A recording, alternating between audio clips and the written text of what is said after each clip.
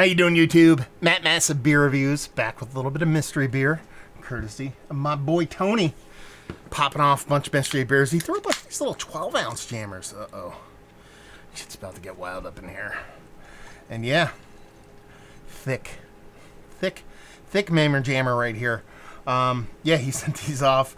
A bunch of mystery beers. He sent off a bunch of Black is Beautiful beers. And that looks huge. Not even huge, it looks huge. Yeah, just big, huge darkness. Just rich kind of coffee colored head on it. And yeah, classic mystery beer stylings. Sans the painter's tape for the electrical tape. I liked a little bit of a twist. Yeah, big old stout. That's what we're dealing with. If it's not, I don't know what else to tell you. Anyway, let's even get a nose on it. There's so much like chocolate in here. It has to be vanilla, chocolate, and there's got to be some kind of boozy barrel thing.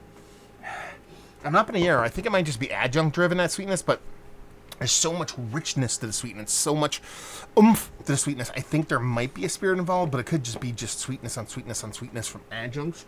Because I'm not getting a boozy thing in here. It's more just a richness that you kind of associate a lot of times with a barrel, like that added sweetness you get from a spirit on top of that beer.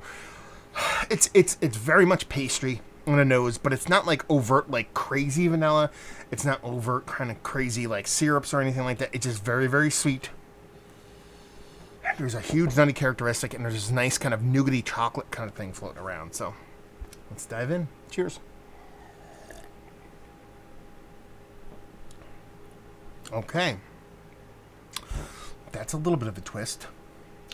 It's still very sweet, but there's a huge bittering component to this.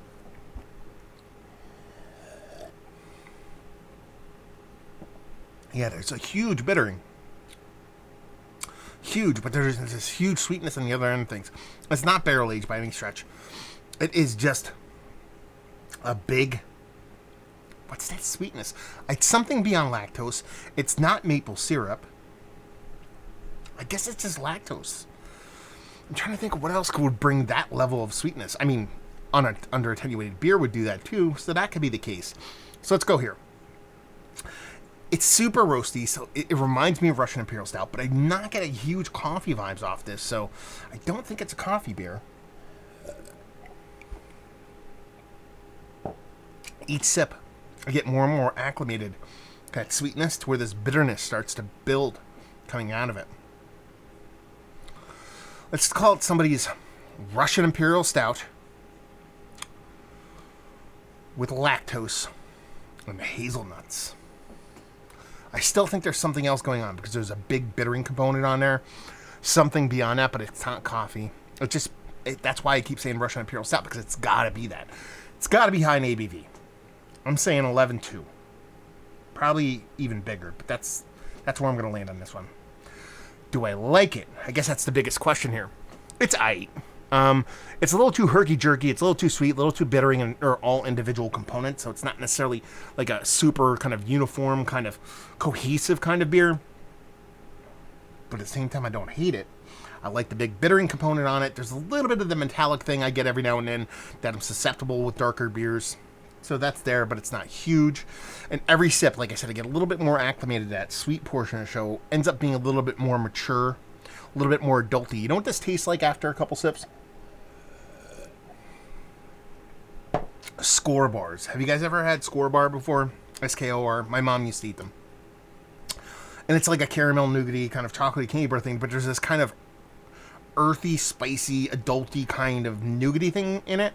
And that's what this reminds me of.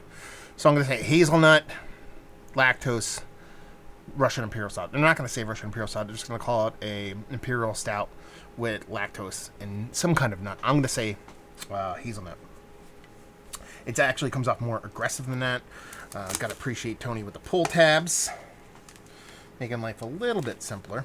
And I'm just curious to see who this is. This is brewed and canned by Martin House Brewing. Never heard of these guys before. That makes sense now. Oh, it doesn't make sense. Okay. Because I missed this one component on it. This is a rye whiskey barrel aged. I totally didn't think it was going to be barrel aged because it just didn't have that spirit thing. It just had this spiciness. Rye. rye whiskey barrels. That's that spiciness. That's that bittering that I couldn't place. That's on me. I missed that. Rye whiskey barrel aged imperial stout. And it says brewed with a variety of specialty malts, Columbus hops, and brown sugar. See, so that's cool because that's actually the sweetness that I couldn't peg, and I just ended up going lactose because you're going to be like, someone actually put brown sugar in this? That's not necessarily something you see all that often, so I didn't actually go there in any form or fashion. And, yeah, 100% unblended, and it's 3 to 5 months in fresh whiskey barrels with cacao nibs, so that's your extra chocolate going on there. It was brewed April 1st, 2020. Wait, brewed on April 1st, 2020. May, June, July.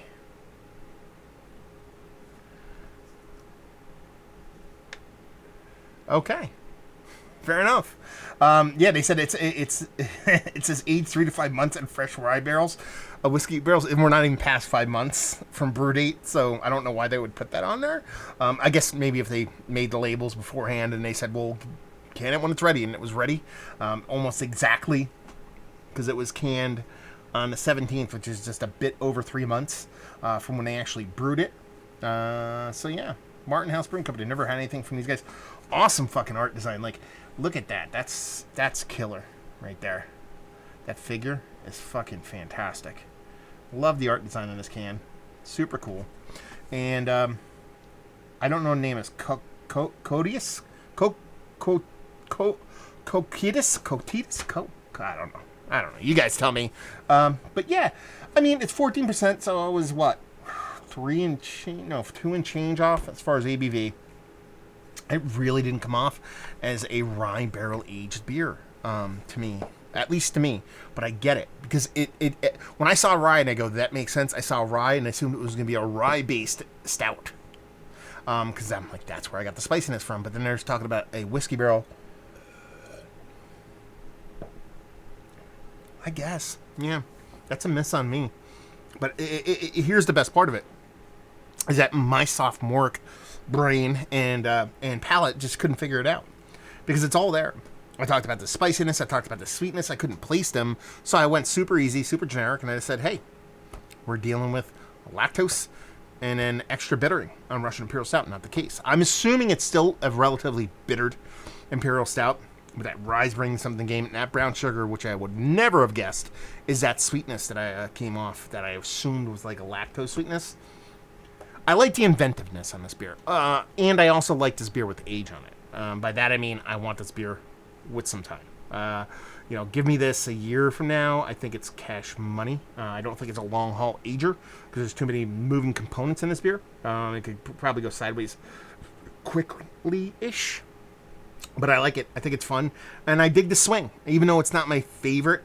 And we'll cut to that chase. It's one of the better barrel-aged stouts that you've had as of late. It's worthy of being in a conversation, just not anywhere towards the top. It's not so much as a bad beer. I've just had ones I've dug quite a bit more, but I like the fuckduckery going on, and that's really fun stuff. So thank you very much, Tony. Super fun mystery beer. New brewery mystery beer. That doesn't suck. So there you go. Let's see. What else do we have to cover here? Because we got to cover all the bases. Otherwise, my fucking OCD brain won't function properly. Apparently it's not anyway. I don't know if this is brewery only. I don't know if it's off the shelf. Tony, let me know what's what and leave you with if you like what we like this beer. If you like rye barrel aged spicy stuff, I mean, this is going to hit home.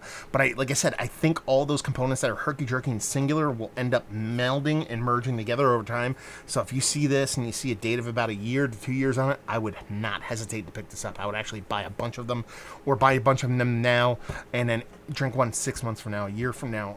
You know what I mean? Do that kind of thing because I think that would be a really fun journey to see how this beer changes. So I think it's going to change into something pretty fun. So there you go. Another review in the books. Hopefully you guys enjoyed it. Down there if you want to talk about it. Massive Beers. If you want to check me out doing the social media stuff. Beer Massive. Want to check me out doing the whole podcasting thing. And hopefully you guys enjoyed the review. Hopefully you're enjoying a little bit of a barrel-aged goodness right now. Hopefully see you next time. Cheers.